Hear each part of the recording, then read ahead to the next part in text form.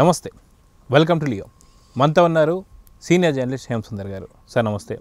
Sir, Ritu Chowdary మళ్ళీ తెర మీదకి వచ్చింది. వాస్తవానికి బిగ్ బాస్లో ఏం జరుగుతున్న సంగతి మనం ఒక పక్క చూస్తుంటే, తను బిగ్ బాస్లో ఉన్న సందర్భంలోనే ఇక్కడ మనం చూసుకుంటే గౌతమి చౌదరికి సంబంధించి కొంత అలిగేషన్స్ మనం చూస్తున్నాం. కొన్ని విజువల్స్ కూడా వచ్చాయి.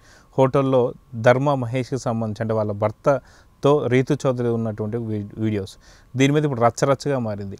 ఏంటి ఈ యొక్క స్టోరీ అంటే ఏం చెప్తారు? ఇది నారీ నారీ నడుమ మురారి అని సినిమా వచ్చింది బాలకృష్ణ గారిది. ఇప్పుడు ఆ తరహాలోనే ఇది నారుల మధ్యలో అంటే నారీమణులు చాలామంది ఉన్నారు దీంట్లో, ఒకళ్ళు కాదు. ఇక్కడ రీతు చౌదరి పేరు వినిపిస్తుంది, కిరాక్ సీత పేరు వినిపిస్తుంది, బేబీలో నడిచిన అమ్మాయి కిరాక్ సీత, బిగ్ బాస్లో ఉన్న అమ్మాయి రీతు చౌదరి, ఇటు గౌతమి చౌదరి. వీళ్ళ మధ్యలో నడుస్తున్న ఒక ట్రయాంగిల్ ఫైట్ లాగా ఉంది. ఇది మధ్యలో ధర్మ మహేష్.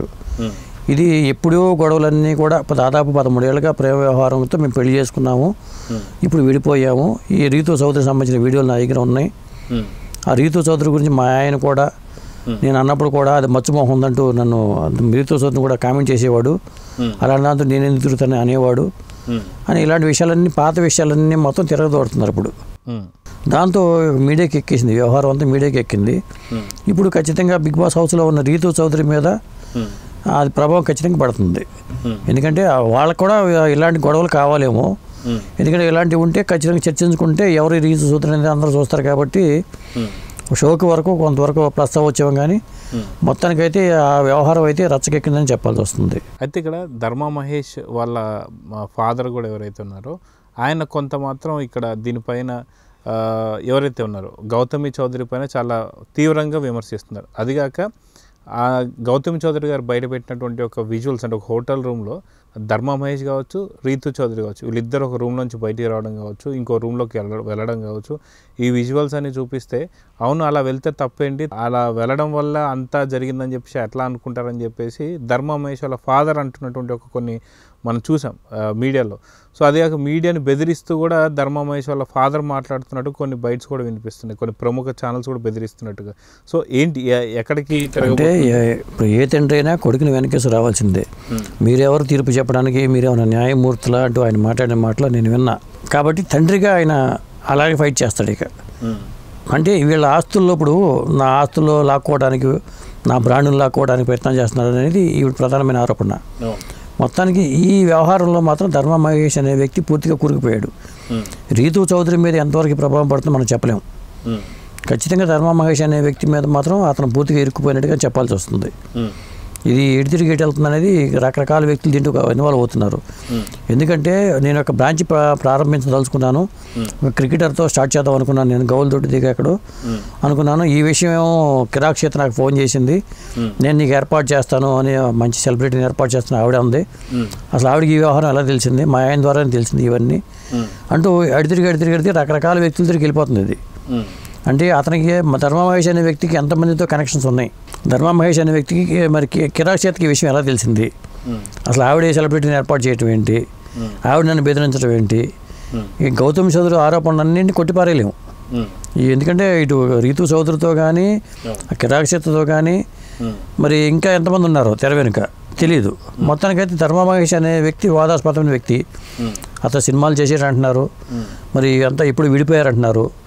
ఇప్పుడు రచ్చకెక్కడానికి దారి తీసిన పరిస్థితులు ఏమిటి, మరి రీతు చౌదరి హౌస్లో ఉందనా లేకపోతే ఇతరత్ర ఆస్తులకు సంబంధించిన వ్యవహారమా తెలియదు. కానీ మొత్తానికైతే ఒక చిన్న చిలికి గాలివాన్లాగా మారి వీధికెక్కే పరిస్థితి వచ్చింది. ఆ వీధికెక్కే పరిస్థితుల్లో ఎప్పుడు కూడా ఆడవాళ్ళ తరపునే న్యాయం ఉంటుంది. కాబట్టి భారీగా గౌతమ్ చౌదరి వైపు చాలామంది ఉంటారు. మీడియా వాళ్ళు కూడా ఈ మాట్లాడేటప్పుడు కూడా గౌతమి చౌదరి హక్కు ఉంది కాబట్టి ఆవిడ తరపున ఆవిడకి మద్దతుగానే ఉంటారు. ఎటు వచ్చి నష్టపోయేది ధర్మ మహేష్ అనే వ్యక్తి, అటు అలర్ అయిపోయేది అటు రీతు చౌదరి కూడా అవుతుంది. మళ్ళీ గౌతమ్ చౌదరి ఆరోపించిన కిరాక్ సీత మీద కూడా ఆ ప్రభావం పడుతుంది. అయితే ఒకానొక మీడియాలో మాట్లాడుతూ గౌతమి చౌదరి గారు కూడా గిస్మత్ మంది అంటే గిస్మత్ జైల్ మండికి సంబంధించింది వీళ్ళకి సంబంధించిన రెస్టారెంట్సే. ఆ రెస్టారెంట్స్కి సంబంధించి కూడా ఏవైతే ఉన్నాయో వాటన్నిటిని లాక్కోవాలని చెప్పి ప్రయత్నాలు చేస్తున్నారని చెప్పేసి అంటూ, ఇంకో పక్కన ధర్మా మహేష్కి కూడా ప్రాణహాని ఉంది, కానీ తను చెప్పుకోలేకపోతున్నాడు అని చెప్పి అంటున్నారు. సో వాస్తవానికి ఇక్కడెక్కడో ఆర్థిక లావాదేవీలు కూడా ఇలాంటి వాటి మధ్యలో ఉన్నాయని చెప్పి అనుకోవాలా? నిజంగా ధర్మా మహేష్ గారికి ఏమైనా ప్రాణహాని ఉందా లేదా అంటే ఏం చెప్తారు? అసలు మెయిన్ ప్రధానంగా ఆర్థిక లావాదేవీలే కారణం నేను అనుకోవటం. కిరాక్ సీతతో ప్రమేయం ఉందా, లేకపోతే రీతు చౌదరితో కనెక్షన్స్ ఉన్నాయా, వాళ్ళు నైట్ టైం ఇంటికి వచ్చారా అనేది ఇక్కడ అప్రస్తుతమే. వాళ్ళు గోవాలో రిసార్ట్స్లో దొరికారా, ఇవన్నీ అప్రస్తుతమే. ఇక్కడ ఆర్థిక లావాదేవీలు ఆస్తుల వ్యవహారాలే ముడిపడి ఉంటాయి వీటిలో, మిగతా అన్నీ అప్రస్తుతమే. అది ఆ వ్యవహారంలో మరి ఏంటనేది వాళ్ళు అతను డిమాండ్స్ ఏంటి, వీళ్ళు అసలు వీళ్ళు ఆస్తుల జోలికి వీళ్ళు కాపాడుకోవాలనే ప్రయత్నాలు వీళ్ళు ఉన్నారు. నేను ఎస్టాబ్లిష్ చేశాను, 13 ఏళ్ళుగా మేము ప్రేమించుకున్నాం అని పెళ్లి చేసుకున్నాం అని చెప్తున్నారు కాబట్టి నేను ఎస్టాబ్లిష్ చేశామని డిమాండ్ అతని నుంచి రావచ్చు. ఇవన్నీ ఎస్టాబ్లిష్ అవడానికి కారకుండానే నేను లేకపోతే వీళ్ళు చేయగలిగేవాడు కాదా అని చెప్పి అతను అనొచ్చు. ఇలాంటివన్నీ ఉంటాయండి.